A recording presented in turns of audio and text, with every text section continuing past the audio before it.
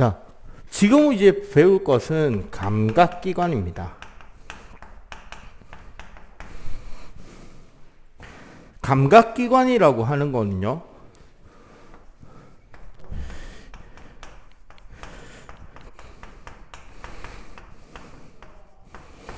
첫 번째 하는 일이 외부로부터 들어오는 자극을 인지하는 겁니다. 그리고 그 자극을 전기 신호화해서 신경을 통해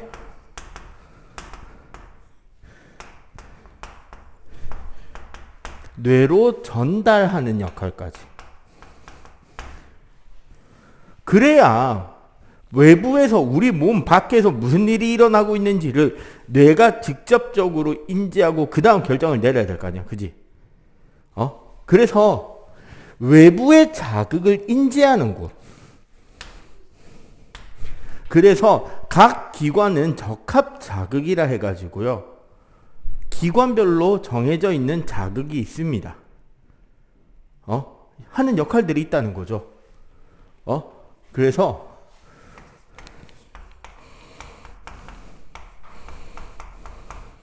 그냥 간단하게 적합 자극하고 감각기관을 간단하게 정리해서 보자면, 자, 눈이 느끼는 감각은 뭐죠? 우리가 본다라는 것은 뭐를 인지하는 거다?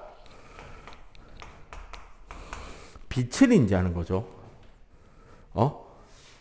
일반적으로 귀가 인지하는 것은 귀.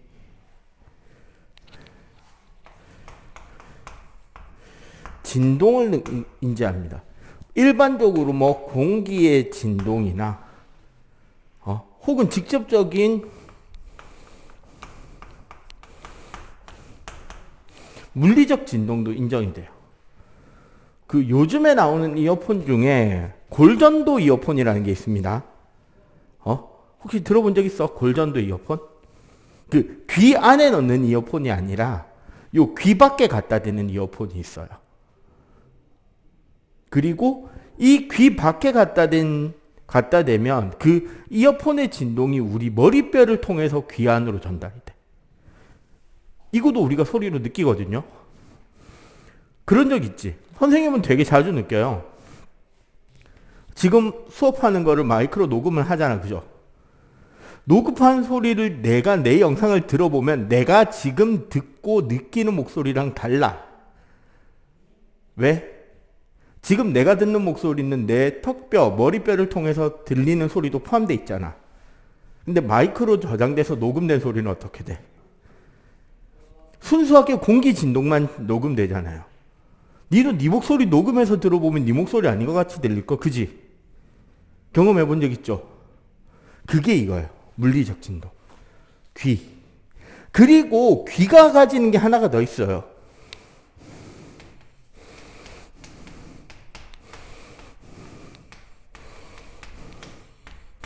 좀 이따가 배울 건데, 우리 균형 감각을 위한 회전과 중력을 귀가 느낍니다. 공간이 좁아서 옆에다가 마저 적을게요. 자, 이거 말고 또 코가 느끼는 거는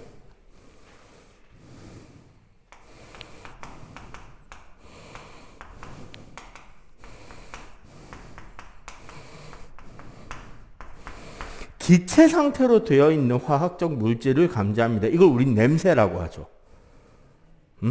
혀가 느끼는 거는 무슨 상태?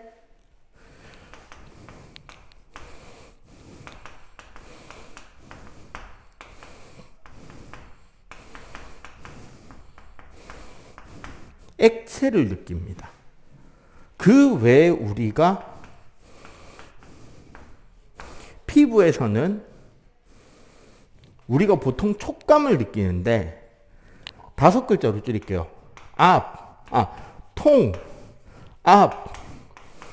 촉, 냉, 온이라는 것을 느낍니다. 피부 감각점에서 하나하나 설명할 거예요. 알겠지? 자, 그러면 첫 번째, 우리는 지금 뭐다? 눈입니다.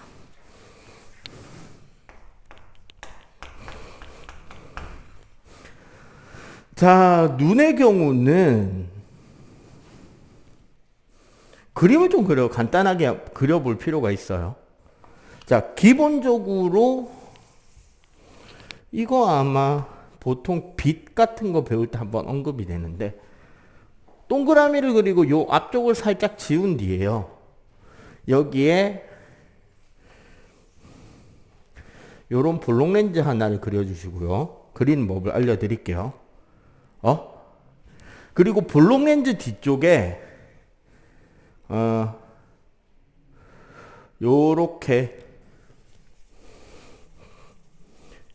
우리 책에는 요 아래 위로만 요렇게 돼 있는데 실제로는 요게 요렇게 눈 전체를 둘러싸고 있습니다. 근육 조직이 요렇게 돼 있어요. 그리고 이 근육 조직이 우리 눈의 요 수정체와 요렇게 힘줄로 연결이 됩니다. 오케이? 자, 그리고 우리 수정체 앞에 여기서 요렇게 조리개처럼 조금 튀어나와 줘야 되고요. 요 조리개 구조가 나와줘야 되고, 그리고 이 조리개 구조를 덮어주는 요런 막이 하나 나옵니다. 우리 봐봐. 눈 살짝 감고 눈꺼풀 위를 이렇게 손가락을 놓고 이렇게 한번 만져고 눈을 한번 움직여 보세요. 해봐봐, 지금. 눈 한쪽만 살짝 감고 이렇게 눈동자 움직여 봐봐. 눈동자 앞에 살짝 볼록 튀어나온 게 왔다리 갔다리 움직이는 게 느껴지죠? 그게 요 부분이에요, 요 부분. 그리고 요 뒤로 이렇게 세포 이렇게 좀 빼내고 하면은 다 그렸습니다. 요렇게 그려놓고, 이거 안 했네요. 우리 눈 주위에 요 껍질 있잖아. 요게 한 겹이 아니라 테두리를 세 겹으로 이렇게 딱 둘러싸주면 돼요.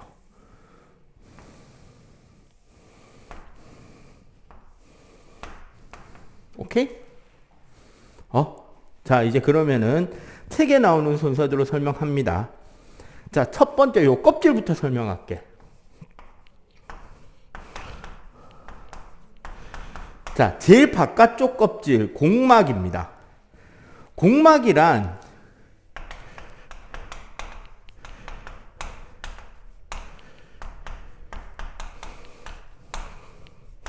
우리 눈동자 제일 바깥쪽 kop질에 해당하는 막이에요. 아니, 눈알을, 안구의 앞쪽 말고 뒤쪽으로. 그래서 우리 눈의 형태를 유지, 보호하고,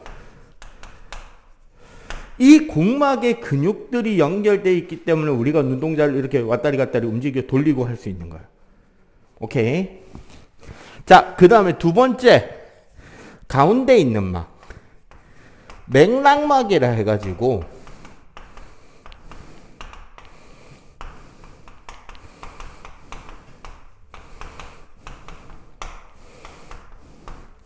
우리 눈 안쪽에 어둠 상자 역할을 해줍니다.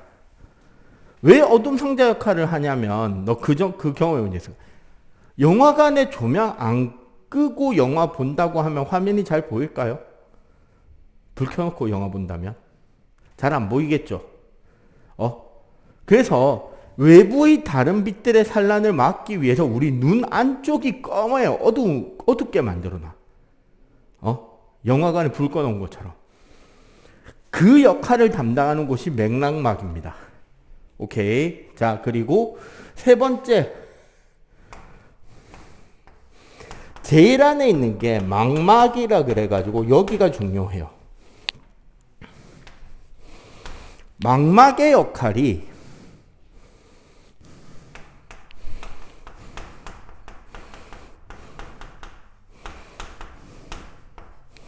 자, 시각세포가 존재합니다. 이 시각세포가 빛을 인지하는데, 이 망막에는 이 시각세포가 있는 곳을 크게 셋으로 구별하거든요.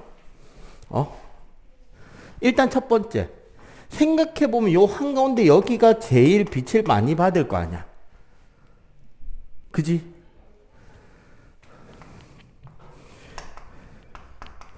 황반이라 그래가지고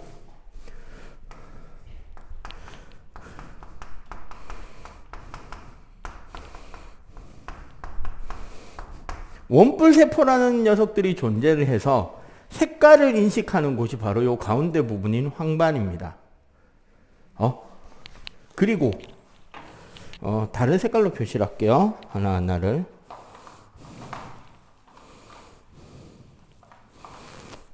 자, 여기 한번 보자.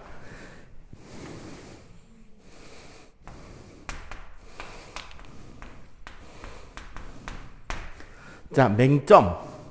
지금 여기 빠져나가는 얘네들이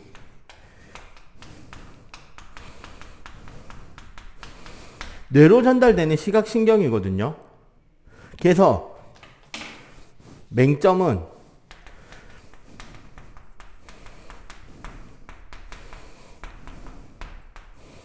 시각신경 다발이 모여있는 곳이에요.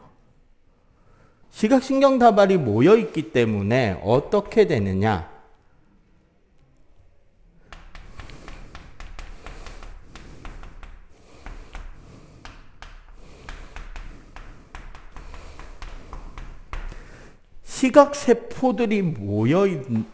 시각세포가 존재하지 않기 때문에 실제로 빛을 못 느끼는 곳이 있습니다. 맹점은 보통 이제 책 같은 걸 읽다 보면 요런 형태로 되어 있는 거 본 적 있을 거예요. 어떤 사각형에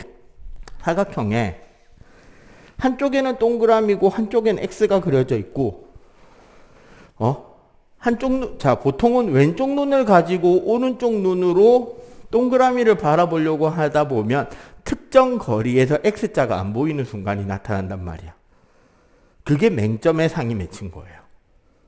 오케이? 이런 식으로 나오는 게 이 맹점입니다. 그러면 나머지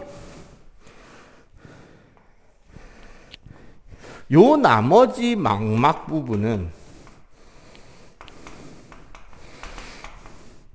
보통 우리 황반에서 말하는 원뿔세포가 아닌 일반적인 막대세포가 존재를 합니다. 얘는 아까 황반이 색깔을 인지한다 했으면 얘는 형태와 명암, 그러니까 밝기를 인지를 해요. 그러니까 만약에 황반이 뚜렷하지 않고 망막만 있는 사람의 경우는 빛의 인식을 뭐로 하게 된다? 흑백으로 하게 된다는 거지. 색깔을 못 느끼니까. 대신에 일반적인 망막은 황반에서 빛을 인지하는 것보다 더 작고 어두운 빛으로도 감지가 돼요. 그럼 어떻게 되느냐? 보통 우리 귀신 이야기할 때 귀신이 나타나는 곳은 어때요? 어두운 곳이죠. 별로 밝지 않은 곳이다. 그지? 그리고 귀신들은 보면은 검은색 옷이나 혹은 흰색 옷만 입고 나오잖아.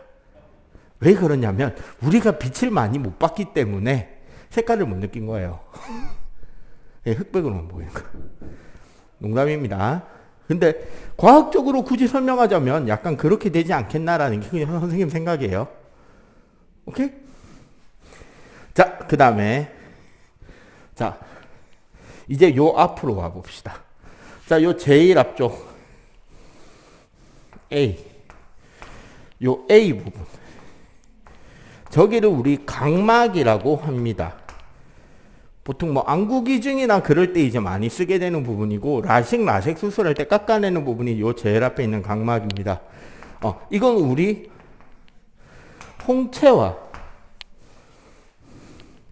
그 안에 있는 수정체를 보호하는 조직이 바로 A 영역, 각막입니다. 오케이? 자, 두 번째, 수정체. 자, 요교 부분.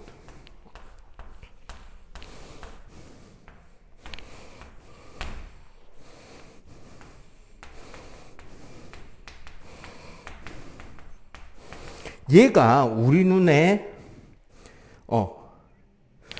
빛을 굴절시켜 망막에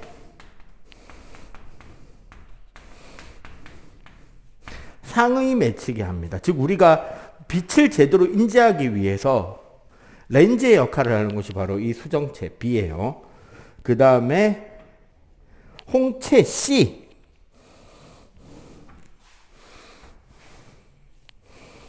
자, 여기 보면은 지금 조리개처럼 나와 있는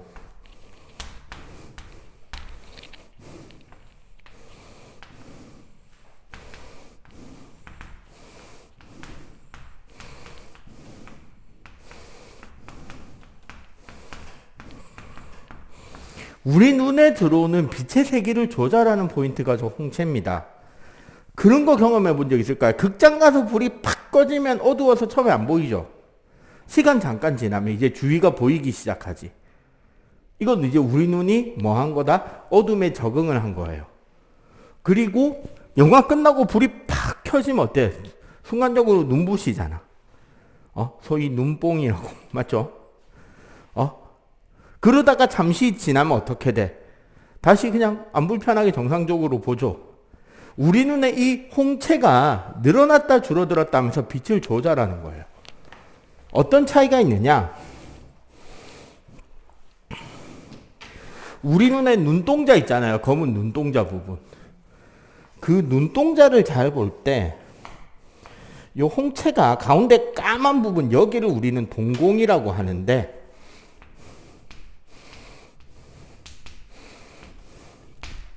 이 동공이 딴 데가 아니고요. 여기.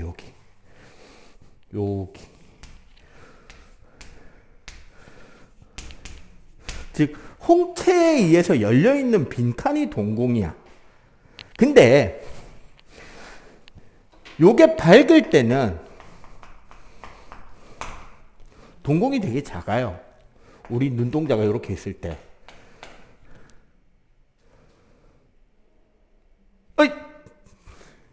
근데 어두운 상태에서 동공을 확 체크해 보면 요렇게 동공이 꽤 크게 커져 있습니다. 홍채가 줄어들어 있고요. 즉 뭐다? 이 동공의 크기를 조절해서 우리 눈 안에 밝기를 조절하게 된다는 거죠. 오케이? 이거 말고는 이제 요 나머지 그럼 이 영역에는 뭐가 있냐? 유리체라고 점액에 가까운 투명한 액체가 들어있고요. 눈의 모양을 탄탄하게 유지하기 위해서고 그 다음에 요건 좀 이따가 우리 모양체 혹은 선모체라고 하는데요. 우리 여기에는 지금 선모체라고 다시 돼 있네. 요 선모체라는 건 우리 눈의 초점 거리 조절과 관련한 곳입니다. 요거는 좀 이따가 다시 설명할 테니까 일단 요거 간단하게 정리. 그림은 그냥 간단하게라도 한번 그려보세요. 자, 빨리 필기. 자.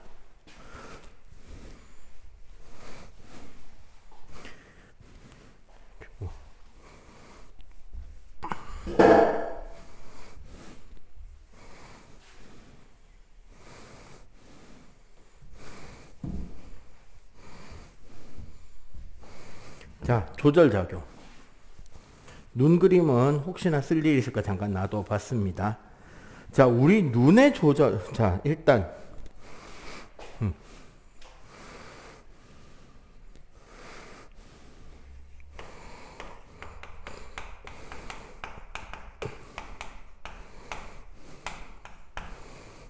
그러면 결국 우리는 어떻게 전달이 되느냐? 외부의 빛이란 아까 적합자극이었다. 그죠? 이게 각막을 통해서 망막에 도달하게 되면 여기 유리체 빼먹었구나.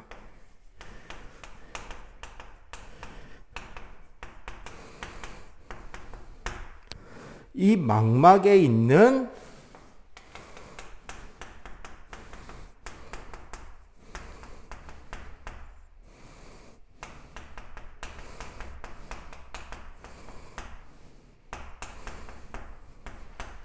자, 요렇게 두 줄로 나눠보는 게 사실은 좀 더 정확합니다. 위에 줄은 요건 빛이 전달이 되는 거고요. 요 밑에 줄은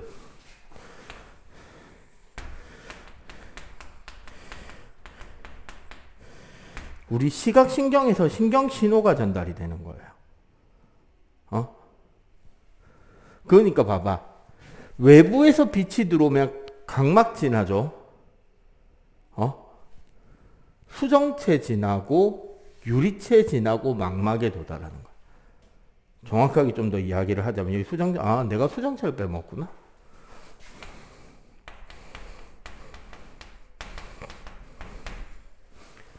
그러면 여기 시각세포에서 빛을 느끼면 시각신경을 통해서 바로 여기 있는 뇌로 전달이 됩니다.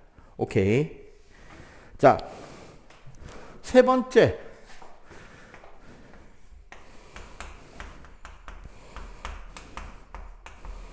자, 눈의 조절작용은 두 가지가 있는데 첫 번째가 명암, 두 번째가 원근이에요.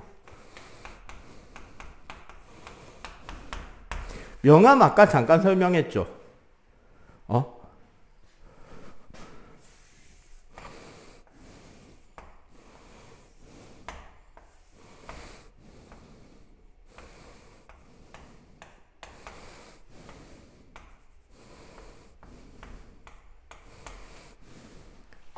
자, 요 그림이 밝을 때, 요 그림이 어두울 때. 자, 따지고 보면 잘 봐봐. 요 가운데 점이 동공이에요. 그리고 요 나머지 부분 있지, 여기. 여기가 홍채란 말이야. 그럼 봐봐. 결국 요 아까 C 얘가 홍채였잖아. 그러니까 밝은 데서는 홍채가 쫙 늘어나서 동공을 줄여요. 그러면 우리 눈으로 들어오는 빛의 세기는 어떻게 된다? 줄어들 거 아니야. 그럼 밝은 데서 눈이 덜 부신 거야. 어두운 데가 되면 이 홍채가 쫙 수축해 들어가요. 그럼 동공이 커지겠지. 맞지? 그럼 어떻게 된다? 어두운 데서 더 많은 빛을 받아서 어두워도 좀 잘 볼 수 있게 하는 거야. 요거 사람 눈이 아니라 고양이 눈으로 생각하면 되게 쉽다. 이 고양이 눈 본 적 있죠? 고양이나 고양이과 동물들, 뭐 호랑이나 이런 것들 보면 눈동자가 이렇게 생겼잖아. 맞지? 근데 이건 밝을 때고 어두울 때 고양이 눈 보면 이래 돼 있어요. 요게 이렇게 열렸다 닫았다. 오케이? 사람 눈은 이렇게 늘어났다 줄어들었다 하면서 결국 어떻게 된다? 밝을 때는 자, 밝을 때랑 어두울 때 동공과 홍채 홍채부터 적자. 홍채와 동공에 대해서 밝을 때는 홍채가 이완돼서 동공이 수축, 어두울 때는 홍채가 수축해서 동공은 확장. 오케이? 요렇게 보면 되고요. 자, 눈의 조절 두 번째.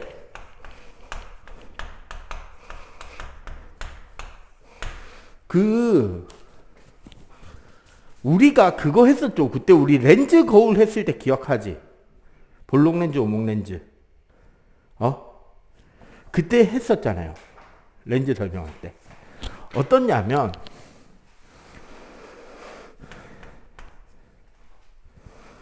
우리가 눈에 대해서 어떤 포인트가 있냐면,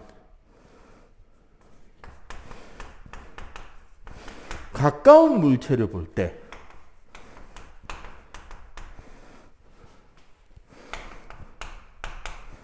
선모체는 수축하고 요 선모체랑 수정체를 연결하는 여기 진대라는 근육이 하나 돼 있어요. 졸지 말고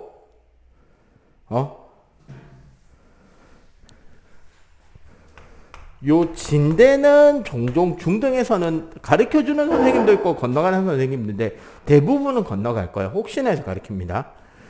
선모차랑 반대로 간다고 선모차가 축축되면 진대는 이제 이왕 팽팽하게 당겨지고 그래서 수정체가 두껍게 변합니다. 그러면은 먼 물체는 먼 곳에 있는 물체를 볼 때는 어떻게 된다? 선모체가 이완, 진대가 수축돼서 수정체는 얇아져요. 이걸 통해서 우리가 물체와의 거리를 맞추고 초점을 맞추는 것이 된다는 거죠. 오케이?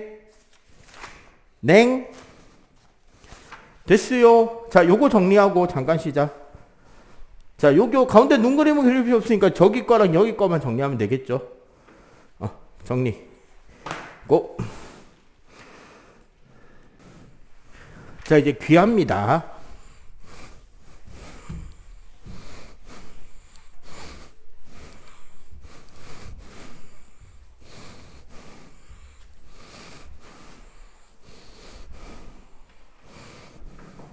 자, 보자. 귀.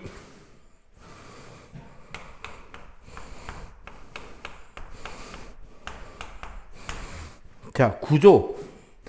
간단하게 그림을 그리자면 이렇게 그리면 돼요. 삼관.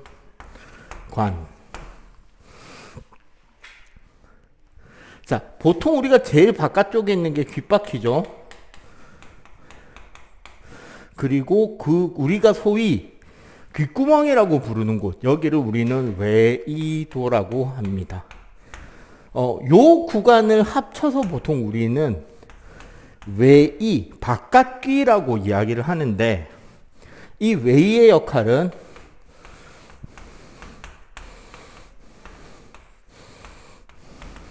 소리를 모아주는 역할이 있어요. 우리가 작은 것 숨차들 이렇게 됐잖아요, 이렇게. 맞지? 그게 이제 소리를 모으는 걸 더 넓게 잡아주는 곳이에요. 자, 그리고 외이를 따라서 쭉 들어가면 여기 이제 최초로 막이 하나 만나게 됩니다.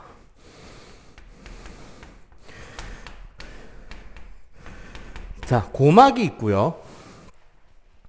자, 저 고막의 역할은 소리를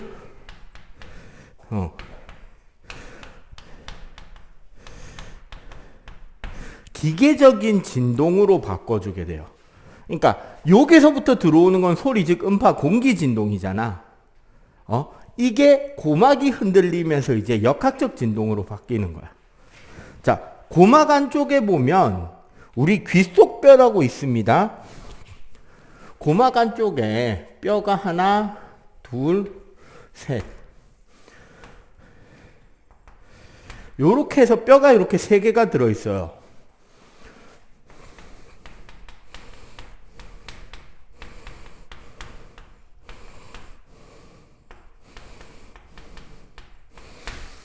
귀속뼈의 역할은 진동을 증폭해주는 기능을 합니다.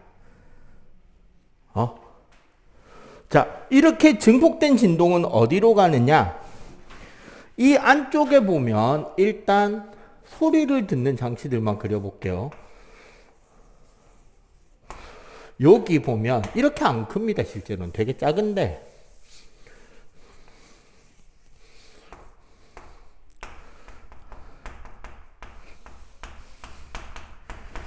달팽이관이라고 해가지고 신경과 연결되는 곳이 있는데, 이 달팽이관에서는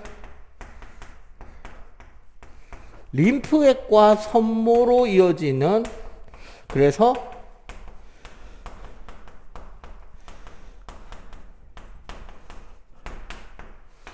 림프액, 섬모, 청신경세포로 이어지는 진동을 감지하는 장치들이 연결이 되고요.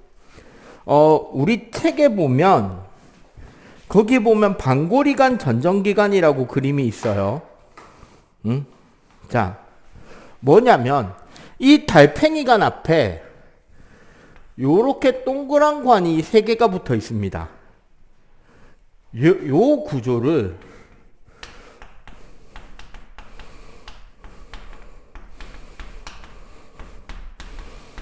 회전 감각을 담당하는 반고리 감각, 그리고 그 앞에 회전관과 달팽이관 요 사이 쪽에 보면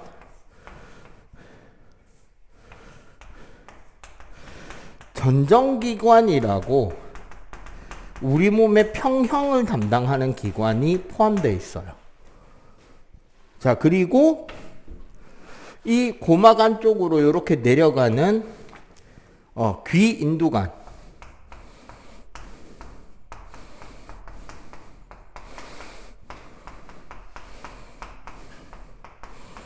우리 몸에서 압력을 조절하는 장치입니다. 가끔씩 비행기 타고 우리가 쭉 이륙해서 올라가거나 혹은 차 같은 걸 타고 산을 넘어가야 될 때 높은 데 올라가면 귀가 멍멍해지잖아. 그지? 그러다가 침을 하나 크게 삼키거나 하품을 쩍 하면 귀가 빵 뚫리죠. 그게 뭐냐면 이 귀인두관을 통해서 안쪽과 바깥쪽의 압력이 조절이 되는 거예요. 오케이? 자, 각각의 기관들을 간단하게 봤고요. 그러면 우리 여기서부터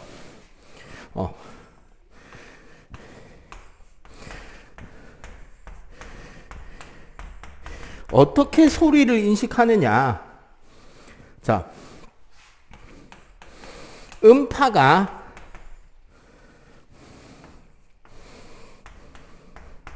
웨이를 거쳐서 여기 귓바퀴 웨이도로 들어와서 고막에 진동이 일어나고, 이 고막 진동은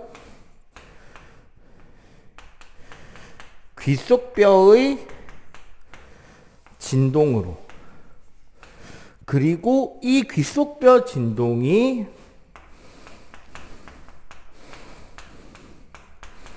달팽이관으로 와서 림프액이 진동, 그 다음에 선모라 그래서 이 달팽이관 안에 털이 이렇게 나 있어요.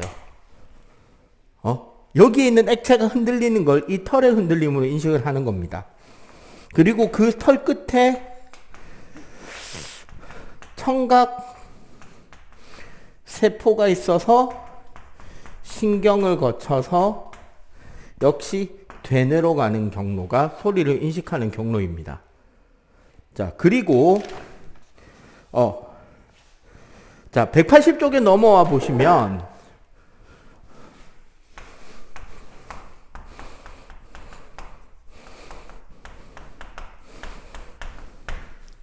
자, 균형 감각에 대한 설명이 나오는데, 자, 간단하게 내부 구조, 실제 구조를 알려드릴게요.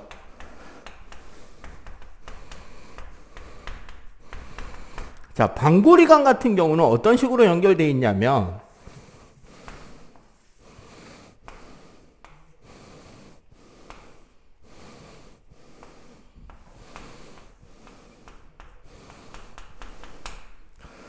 자, 요런 고리, 하나의 고리 안에, 요 고리관 안에, 여기도 림프액이 들어있고요. 이 림프액 사이에 역시 선모가 들어있습니다. 균형 감각은 회전관성인데요, 결국은. 이런 거야.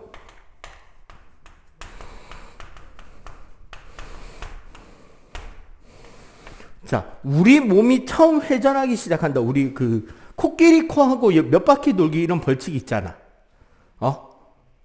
그때를 생각해 봐봐. 코끼리 코를 하고 빙빙빙 돕니다. 우리 몸이 돌기 시작하면,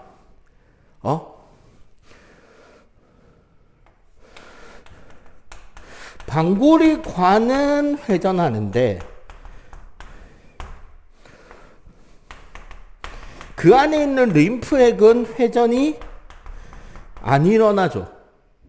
이러면 우리가 회전한다라고 인지합니다. 근데 계속 빙빙 돌고 있는 동안은 반고리관도 회전, 림프에 자, 따라서 돌기 시작하겠지. 이러면 회전 안 하는 것처럼 알게 된다고. 계속 돌다 보면. 근데 봐봐. 자, 회전을 멈추면 어떻게 되느냐? 막 코끼리 코 돌고 몇 바퀴 돌고 딱 서면 어떻게 돼? 이래 되잖아. 맞지? 돌아봤잖아. 그지? 자, 왜 이렇게 되느냐? 갑자기 딱 멈추면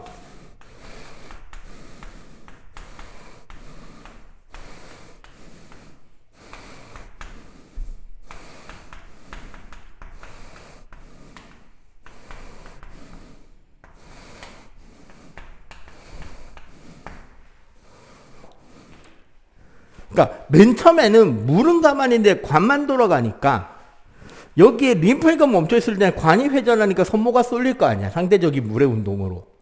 맞지? 같이 돌 때는 못 느끼겠죠. 통하고 물하고 같이 도니까. 근데 딱 멈추면 통은 멈췄는데 물은 계속 빙빙빙 돌고 있을 거 아니야. 그럼 또 이 손모가 쏠리겠죠. 이것 때문에 균형 못 잡고 어지러운 거야. 오케이? 자, 그리고 하나 더. 아까 전정기관의 평형장치를 이야기를 했는데 요거 설명할게요. 전정기관 안에는 이 선모들 위에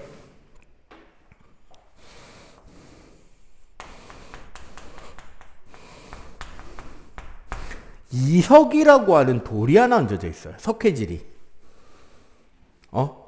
그래서 요 구조에 의해서 기울어짐이나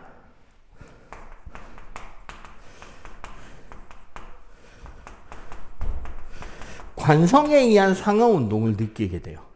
봐봐. 요렇게 털 위에 이렇게 돌이 얹어져 있단 말이야. 얘가 이렇게 기울어지면 털 이렇게 잡아당기겠지. 마치 일로 넘어가면 이렇게 잡아당기겠죠. 점프하면 눌러지겠지. 떨어지면 잡아당겨질 거 아니야. 관성 때문에. 그걸 통해서 우리 몸이 어느 쪽으로 기울어져 있는지 혹은 내가 점프를 해서 올라가고 있는지 내려가고 있는지 이런 것들을 구별해 줍니다. 그래서 멀미하는 사람들 있잖아. 멀미하냐? 배멀미. 배 타본 적 있어요? 배멀미하는 사람들이 왜 여기에 잘 생각해봐. 여기에 뭐 붙이죠? 멀미야. 왜 여기 붙일까? 이 두 가지 기능을 좀 줄이는 거예요. 우리가 멀미하는 게 눈으로 들어오는 정보랑 내 몸이 느끼는 정보랑 서로 안 맞는 거야. 계속 진동에 의해서. 그럼 멀미하거든. 그래서 귀 쪽의 감각을 살짝 죽이는 거예요. 그러면 멀미가 덜해져. 오케이? 자, 요거 귀에 대한 부분들 설명을 쭉 했습니다. 정리하세요.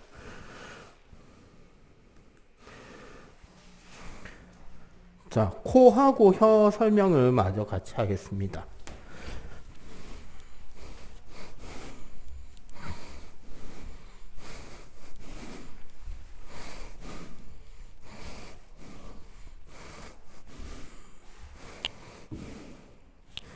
자,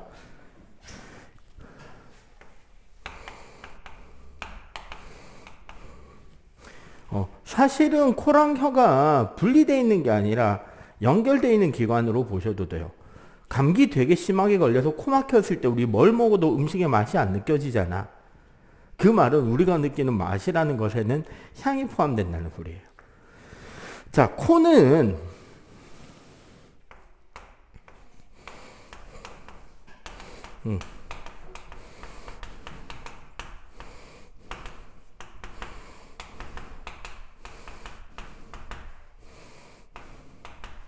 자, 기체 상태로는 화학물질을 인식하는데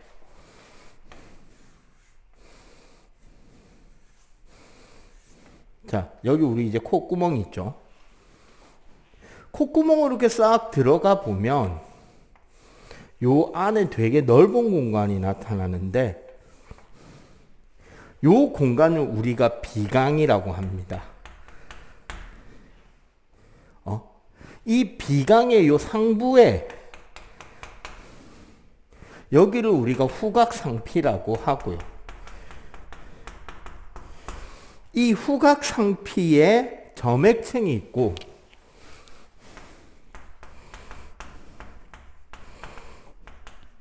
그 안쪽에 뭐가 있다? 후각세포가 있습니다.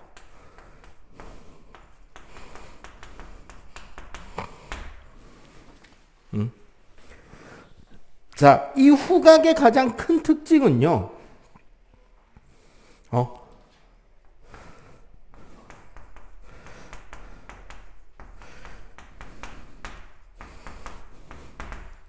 기본적으로 기체를 감지해야 되기 때문에 가장 민감해요.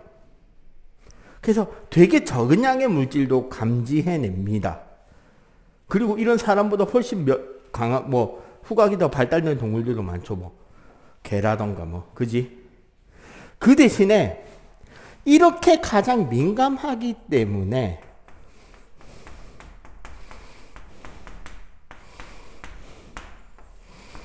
후각의 피로라는 게 존재해요. 무슨 소리냐? 형 학교 화장실 깨끗한 편이야? 별로 안 깨끗해? 솔직히 좀 냄새 나죠? 남자 화장실. 그지? 근데 이런 것도 아마 경험해 봤을걸? 화장실에서 볼일을 좀 보다 보면 좀 있으면 그 냄새가 안 나죠? 처음에는 되게 냄새 나는 것 같았는데, 그지? 왜 그럴까? 그게 이거예요. 후각의 피로입니다.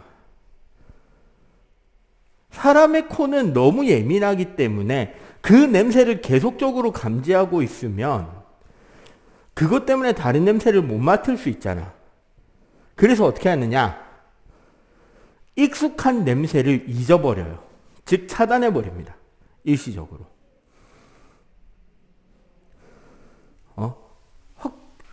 그래서 남녀공학이야 혹시 학교? 그지? 남학생들끼리 모여있으면 남학생들 막 운동 끝나고 나서 더워서 나오는 땀 때문에 나오는 그 냄새들. 남자애들끼리 있으면 그거 별로 몰라요.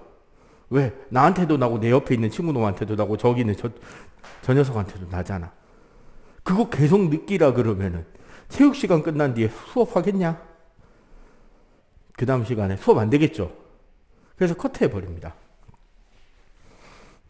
그래서 은근히 그런 것들이 있어요. 담배 안 피는 사람은 담배 피는 그 옆에 있는 사람이 담배 폈는지 안 폈는지 되게 잘 알아요. 담배 피지 말라고 하는 소리입니다.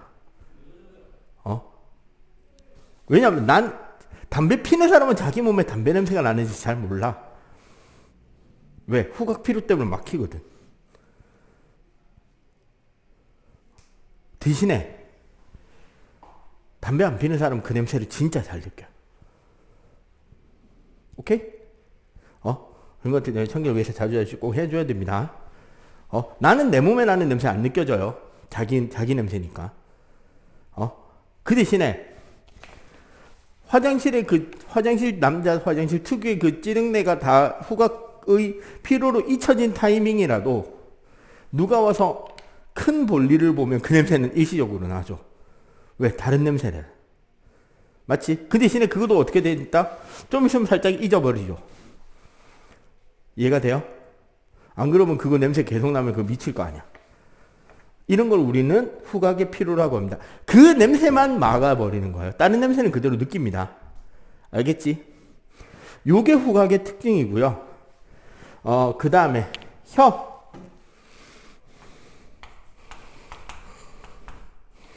혀는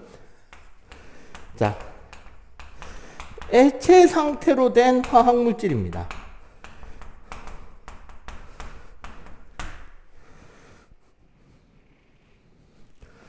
기본적으로 우리 혀에 보면 여기 우리 혀 돌기들이 나 있잖아요. 혓바닥에. 이 돌기를 옆에서 잘 보면 우리가 요 돌기 부분과 돌기 부분 옆으로 이렇게 틈이 살짝 나 있어요. 그리고 돌기 안쪽에 여기에 미각세포들이 모여있는 맛봉오리라는 게 있습니다. 혹은 좀 어려운 말로 미뢰라고 하는데, 우리가 음식을 먹잖아. 음식을 먹으면 그 물질 중에 액체가 된 성분이 요 틈으로 스며들어가서 느끼는 거예요, 맛을. 그래서 각설탕 덩어리를 혓바닥에 딱 올리면 바로 단맛이 안 느껴져. 언제 느껴진다? 설탕이 침에 의해서 녹아서 요 틈새로 스며들어가야 아, 단맛이구나를 느끼는 거예요. 이해됨? 이해되지? 자, 대신에 옛날에는 이걸 좀 이야기를 했습니다.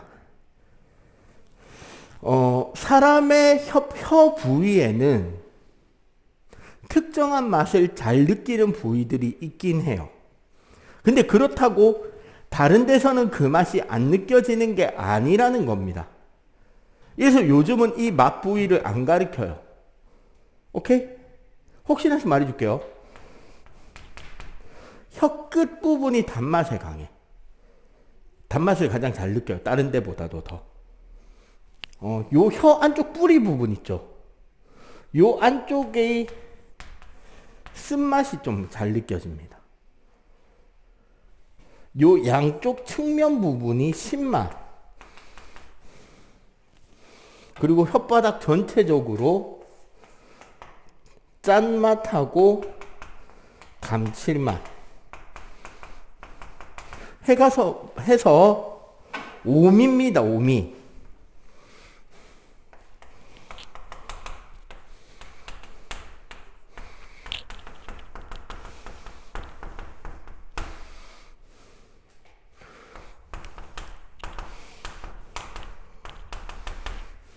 단맛, 짠맛, 신맛, 쓴맛, 감칠맛. 그러면 여기서 우리가 맛이라고 착각하는 것들 중에 맛이 아닌 녀석도 있어요. 우리는 맛이라고 생각했는데 실제로는 맛이 아닌 녀석이 있다는 거지. 뭐랑 뭐냐면요.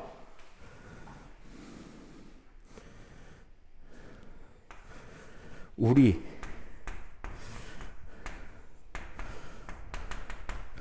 떫은 맛 있죠. 떫은 맛. 덜 익은 감 같은 거 먹으면 떫잖아. 그지? 그 떫은 맛은 앞각입니다.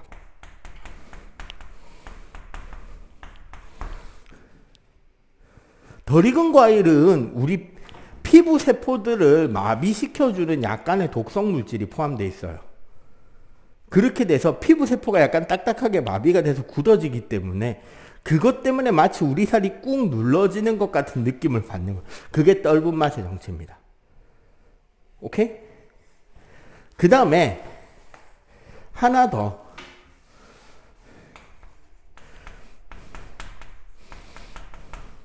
비린맛. 보통 우리는 비린내라고 많이 하죠.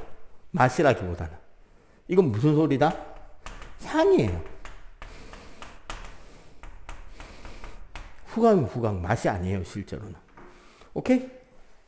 뭐 요런 내용들이 있고, 마지막 피부에 대해서 공부하기 전에 일단 요거 빨리 정리.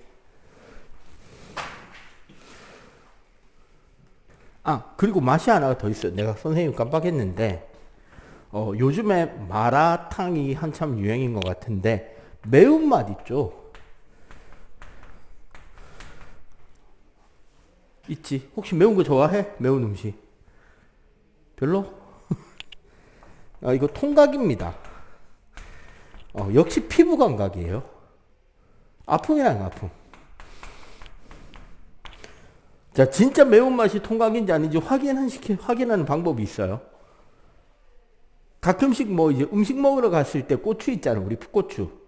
근데 이게 그냥 맛있는 정도의 풋고추인지 아니면 열나 매운 땡촌지 구별이 안 갈 때 있잖아. 근데 냄새만 맡아도 너무 매운 거는 진짜 아찔하잖아. 방법을 알려줄게. 고추를 여기 딱 부러뜨리잖아. 부러뜨린 고추 단면을 요 손등 같은 피부 있죠. 요런 데 살을 문질러. 그럼 여기가 화끈거리고 매우면은 매운 고추입니다.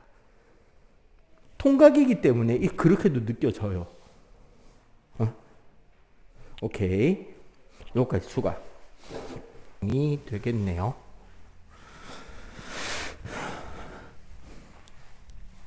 자, 잘 생각해봐. 지금까지 우리가 시각, 청각, 후각, 미각까지 배웠죠. 근데 얘네들은 어땠다?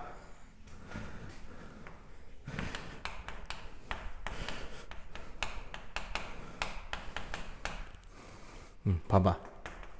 시각, 청각, 후각, 미각은 지금까지 우리가 배운 감각들은 전부 다 뭐가 있었다?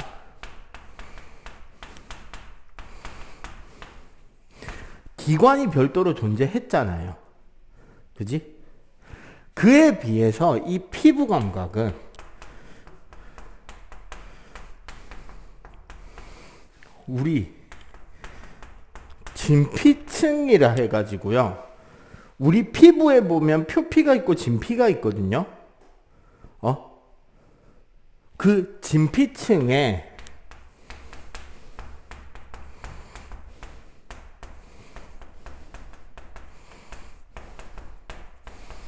감각신경의 말단부인 감각점이 존재합니다.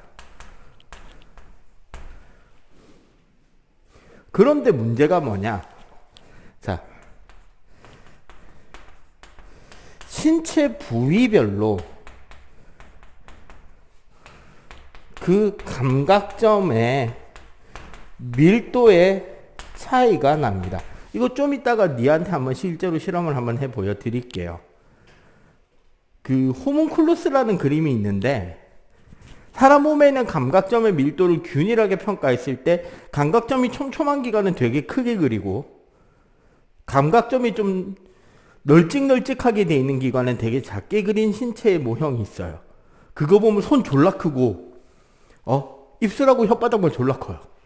나머지 등이랑 팔다리는 좀 작아. 이런 그 신체 모형 그 디자인이 있단 말이에요. 그런 것들이 바로 이겁니다. 실제로 느끼게 해줄게요. 좀 이따가. 자, 그리고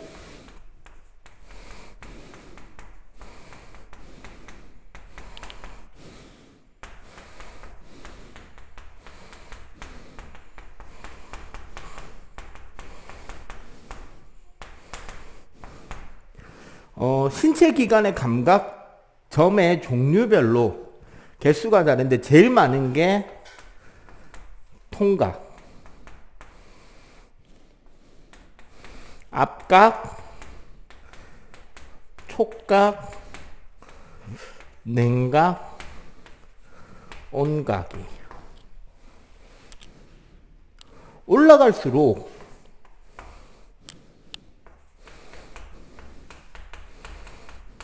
감각점 개수가 많고 민감합니다.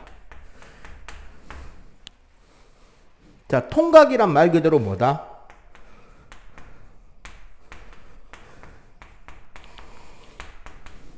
우리가 아픔을 느끼는 위치예요. 통점. 앞각은 압력, 꾹 눌려지는 거에 대한 감각. 촉각은 표면 느낌?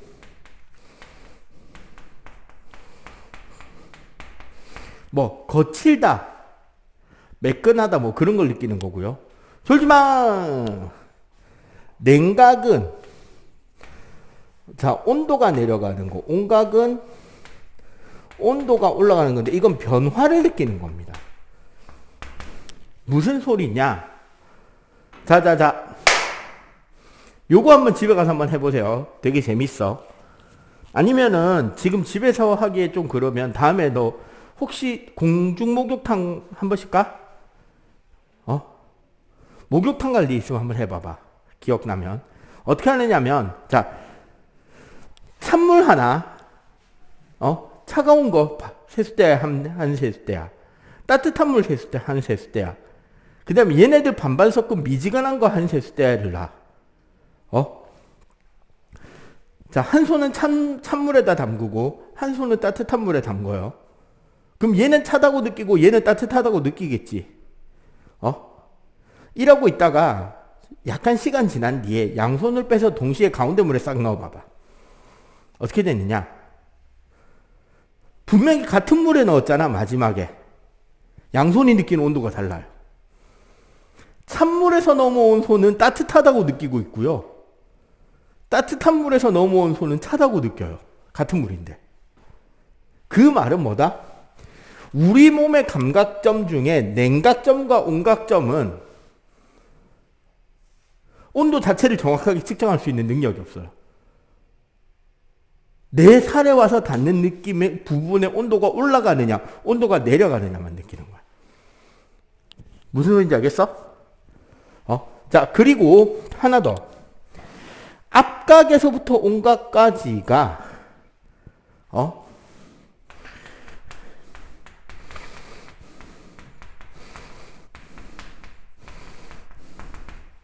그 특정 감각이 엄청나게 세지잖아. 그럼 어떻게 되느냐? 통각으로 갑니다. 통각으로 가버려요. 무슨 소리다? 이게 무슨 소리다? 통각신경이 많단 말이에요, 우리 몸에는. 첫 번째. 자, 이렇게 되는 이유는 통각신경이 많은 거고, 그리고 우리 몸의 안전을 보호하기 위해서 이렇게 됩니다. 어느 쪽의 감각이든 그 감각이 엄청나게 크다는 거는 내 몸에 위험할 수 있다는 거지. 그러니까 가장 잘 느끼는 통증으로 그 감각을 줘가지고 아프니까 피해라고 가르쳐 주는 거야. 아시겠어요? 자, 요거 마무리 필기 하고 요거 필기하는 동안 가서 잠깐 실험을 해드릴게요.